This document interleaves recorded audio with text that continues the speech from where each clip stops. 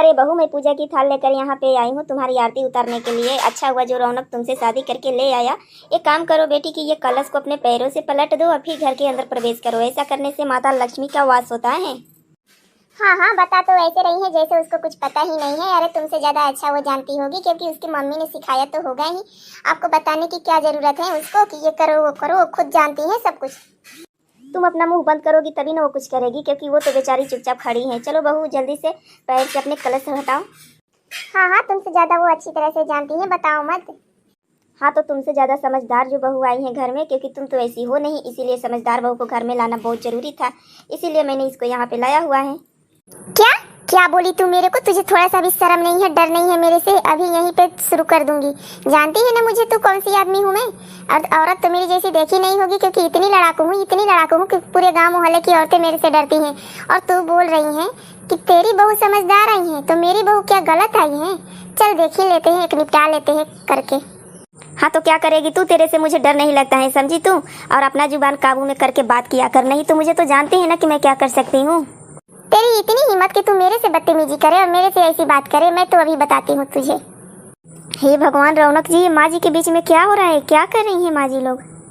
सोनी, अभी तुम चुपचाप रहो और देखो कि क्या क्या करती हैं ये दोनों, क्योंकि ये दोनों के बीच में जो ड्रामा चलता है ना, उससे तो शायद मैं तुम्हें बता ही नहीं पाया और ना ही बता पाऊंगा। शायद शादी से पहले तुमको पता चल ही गया होगा मेरे घर में क्या क्या है। अरे बुढ़िया रुक रुक, अभी तुझे बताती हूँ मैं। यहाँ पे गृह प्रवेश करवा रही है बहू का और नौटंकी कर रही है। हाँ तो इतनी समझदार बहू आई है तो गृह प्रवेश तो करवाना बनता है ना। अब तेरी जैसी उल्लू थोड़े ना है। अभी बताती हूँ बुढ़िया, ले अभी बताती हूँ। फिर से तुझे दोबारा दूंगी तमाचा कि यहाँ से हट जाएगी। चल हट यहाँ से, अभी जा यहाँ से, मेरे सामने से हट जा, नहीं तो ले ले ताबड़तोड़ तुझे देती रहूंगी, नहीं जाएगी जब से। अरे क्या मुझे तेरे से डर लगता है?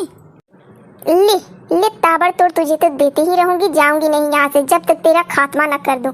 आज तो तुझे खात्मा करके ही जाऊंगी यहाँ से। अरे माँ, आप दोनों क्या कर रहे हो? आज हमारी शादी हुई है, शादी का पहला दिन है, हम लोग घर में आए हैं और आप दोनों झगड़ा कर रहे हो। माँ, मुझे नहीं पता था कि आप दोनों मेरे इस शादी से इतने नाखुश हो, क्योंकि नाखुश होने पर तो मतलब ऐसा थोड़े ना किया जाता है। माँ प्लीज़ हाथ जोड़ता हूँ आप लोगों के सामने, प्लीज़ ऐसा मत करिए। और माँ, आपसे भी मेरी एक विनती है कि आप प्लीज़ शांत हो जाइए और इस तरह से काम मत करिए, क्योंकि अभी सोनी नई नई घर में आई है और उसको कुछ पता नहीं है। अगर सोनी को पता चल गया आप दोनों के बारे में तो जानती है ना क्या होगा। प्लीज़ आप ये सब मत करिए मेरे से। सोनी चलो अब चलते हैं कमरे में, यहाँ कुछ रहने से फ़ायदा नहीं है। चलो कमरे में चल कर के बातें करते हैं, क्योंकि सब कुछ तुझे बताना भी तो है। दो माँओं की कहानी बतानी है मुझे। सुनो जी, ज़्यादा तो मैं कुछ नहीं कह पाऊंगी, लेकिन ये दो माँ क्या आपकी ओरिजिनल दोनों माँ हैं? अरे अब क्या सब कुछ यहीं पे पूछती रहोगी या यहाँ से चलोगी? चलोगी तभी तो बताऊंगा कि कौन सी मेरी असली है कौन सी नकली है। चलो यहाँ से कमरे में। तेरी वजह से आज दोनों बेटा बहू यहाँ से चले गए हैं ऐसे ही बिना उन लोगों का। ये देखो, बहू ने कलश भी नहीं गिराया और घर से निकल के चली गई है दूसरे कमरे में। अब ये बताओ कि ये अशुभ हुआ कि नहीं हुआ? सब तेरी वजह से हुआ है मोटी। मैंने मोटी से बोला था कि झगड़ा मत करना है आज के दिन। और तेरी वजह से मेरा बेटा रोशन चला गया है। मैंने तो भी तो बोला था कि झगड़ा मत करना, लेकिन केवी इतना झगड़ा कर रही थी मेरे से। मेरा भी तो सर दर्द होने लगा था, इसीलिए मैंने भी बोल दिया था कि हाँ मुझे मतलब तेरे को मारना ही, सबक सिखाना है। अब चल, इसमें झगड़ा झंझट करने से क्या फायदा होगा? बहू आई है तो बहू के लिए खाना उना तो देना पड़ेगा ना। चल कमरे में, किचन में चलते हैं और खाना लगाते हैं बहू को। अरे सोनी, यहाँ किचन में तुम क्या कर रही हो? मुझे तुमसे कुछ बात करनी है। बाहर तो बात करने का मौका ही नहीं मिला, कमरे में तुम रुकी ही नहीं, किचन में आ गई। तो सोचा कि चलो किचन में ही चलकर तुमसे बात कर लेते हैं। कुछ नहीं रोशन जी, मुझे आपसे भी एक बात पूछना था। वैसे बताइए कि आप दोनों की माँ, मतलब आपकी ओरिजिनल माँ कौन सी है? मेरी ओरिजिनल सास कौन सी है? ये तो बताइए। दो सासों के बीच में मेरी असली सास कौन सी है जिन्होंने आपको जन्म दिया है? दोनों ही मेरी असली माँ नहीं है सोनी। मैं तुमको क्या बताऊँ, मेरे पापा ने शादी की थी और वैसे भी एक शादी की थी सुमन मौसी से और दूसरी शादी की थी रेखा मौसी से। दोनों मौसी के बच्चे नहीं हुए तो उन्होंने मुझे अनाथ आश्रम से गोद ले लिया है। इसीलिए मैं बड़ी माँ कहता हूँ और छोटी माँ कहता हूँ। तुम भी इसी तरह से बड़ी माँ और छोटी माँ कह के बुलाना। क्या आपकी दोनों माँ में से कोई आपकी असली माँ नहीं है? यानी कि ये दोनों सास हैं पापा जी की। अब क्या करे, दोनों सास के साथ तो रहना ही पड़ेगा, लेकिन दोनों सासों के बीच में बहुत झगड़ा हो रहा है। रोशन, अब मैं क्या करूँ, कैसे इनको समझाऊँ? आप समझाते क्यों नहीं हो इन दोनों को? मैं समझाने की बहुत कोशिश करता हूँ सोनी, लेकिन ये दोनों सुनने को कुछ तैयार ही नहीं होती हैं। एक काम करो कि तुम भी ट्राई करके देख लो, समझा करके देख लो। इन दोनों के बीच में अगर झगड़ा सुलझ जाए तो ठीक है। ठीक है रोशन जी, अगर आप बोलते हैं तो मैं ट्राई करके देखूंगी, लेकिन आप बोल रहे हैं कि माँ जी लोग दोनों सुनती ही नहीं है किसी की, तो मेरी क्या सुनेगी? हो सकता है कि तुम नई बहू हो तो तुम्हारी वजह से वो दोनों तुम्हारा सवाल सुनने लगे, इस वजह से दोनों का झगड़ा बंद हो जाए। देखूंगी, ट्राई करके एक बार तो जरूर देखूंगी दोनों के बीच में। ठीक है सोनी, तो अब मैं चलता हूँ। तुम किचन का काम संभालो, मैं बाहर बिजनेस ऑफिस का काम संभालता हूँ। ठीक है रोशन जी, जाइए। अभी कुछ बना तो नहीं है, लेकिन बाहर से ही कुछ खा लीजिएगा लेकर के खाना, लेकिन भरपेट खाना अच्छे से खा लीजिएगा, पौष्टिक भोजन। Thank you so much Soni, I love you. आकर के मिलता हूँ तुम्हें। ठीक है रोशन जी, जाइए, आई लव यू। अरे बहुरिया, आज तुम्हारा पहला दिन है, क्या बनाने वाली है किचन में? वैसे जो भी बनाना हो मेरे से थोड़ा बहुत हेल्प ले लेना, क्योंकि जब मैं यहाँ पे आई थी ना तो यहाँ के लोग सेवैया खाते थे, लेकिन अब वो सब बदल चुका है। सेवैया यहाँ कोई नहीं खाता है, सब खीर खाते हैं। खीर, और खीर में काजू, किशमिश, मेवे, बादाम सब डले हुए होते हैं। थैंक यू माँ जी, जो आपने मुझे इतना कुछ बता दिया, मुझे तो पता ही नहीं था। मैं तो सेवैया ही बनाने जा रही थी, मुझे लगा कि आज पहला दिन है तो सेवैया खाने से आप लोगों का मन भी खुश हो जाएगा।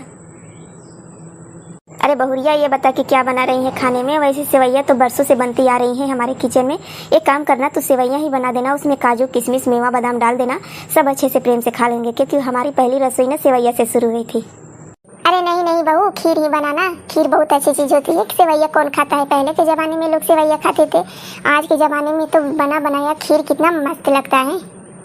नहीं नहीं बहू, हमारी पुरानी परंपराओं को नहीं तोड़ने दूंगी मैं। मुझे पता है कि तेरे पापा जी नहीं है तो क्या हुआ, तेरी सास तो जिंदा है ना। बड़ी हूँ मैं सबसे घर में, और मुझे पता है कि हमारे रीति रिवाज के अनुसार सेवैया ही बनता है, इसीलिए तू घर में सेवैया ही बनाना। और तू अपना जुबान थोड़ा सा कंट्रोल कर, क्योंकि खीर खा खा के मोटी हो गई है। अब इससे ज़्यादा मोटी हो जाएगी तो तेरा ऑपरेशन कराना पड़ जाएगा।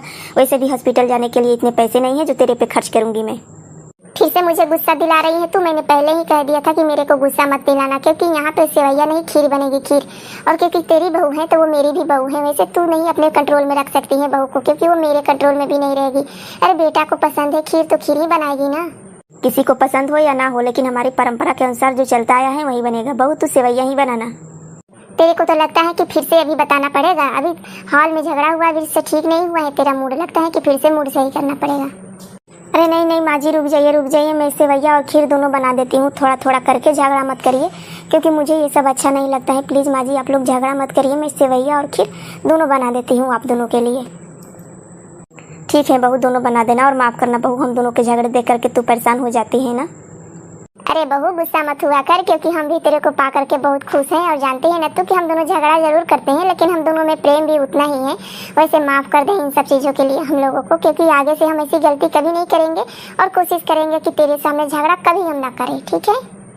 थैंक यू सो मच माँ जी हमारी बात समझने के लिए, वरना पता नहीं मेरे साथ क्या होने वाला था। वैसे मैं सोच सोच के बुरा हाल हो रहा था कि मेरे दो सासों के साथ कैसे रहना होगा, कैसे उठना बैठना, खाना पीना, सोना होगा।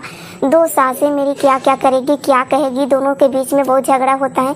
कब से सोच सोच के मेरा दिमाग परेशान हो रहा था, लेकिन आप लोगों ने तो मेरी प्रॉब्लम ही सॉल्व कर दी। थैंक यू सो मच माँ जी, आप दोनों झगड़ा मत करिए, मैं बस खुश रहा करूँगी, आप लोगों के सारे काम करके दिया करूँगी, खाना भी लगा दिया करूँगी, बस अब झगड़ा मत करो। अरे बहू, तू मेरी बहू है और हम दोनों सास हैं, तो हम दोनों तेरी हेल्प भी करेंगे किचन में, या कहीं पर भी हम तेरी हेल्प करने के लिए तैयार हैं। तू एक आवाज़ देना, हम लोग आ जाएंगे। वैसे अभी के लिए जा रहे हैं, क्योंकि आज तेरी पहली रसोई है, तो तू अपने मन से जो मन करे वो बना देना। माँ जी आप लोग बैठिए दोनों, मैं अभी खीर और सेवैया दोनों बना कर लाती हूँ आप दोनों के लिए। थैंक यू मेरी प्यारी क्यूटी बहू, क्योंकि मुझे तो खीर ही पसंद था, इसीलिए मैंने खीर बनाने को बोला था। वैसे थैंक यू सो मच, जो तुझे पसंद आ गई खीर भी, तू खीर भी बनाने जा रही है। अब मैं तो जा रही हूँ, आराम से बैठूंगी, बन जाना तो लेकर आ जाना मेरे लिए।